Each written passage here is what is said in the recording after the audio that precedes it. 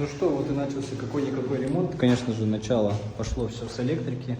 Также параллельно устанавливаем вывод под кондиционеры. Ого, высота. Ну а далее уже заедут люди, кто будет заниматься выравниванием стен. Мы будем клеить обои, все это выводить под маяк. И еще это не все, так скажем, потому что еще придется повозиться с электрикой, так как мне объяснили, что там уже у меня шумно, надеюсь, меня слышно, что кабель, который заходит к нам в квартиру, он тонкий, 6, а нужна 10. Поэтому нужно еще идти писать заявление в горсети на снятие пломб с прибора учета. В общем, весело, придется повозиться еще и с этим.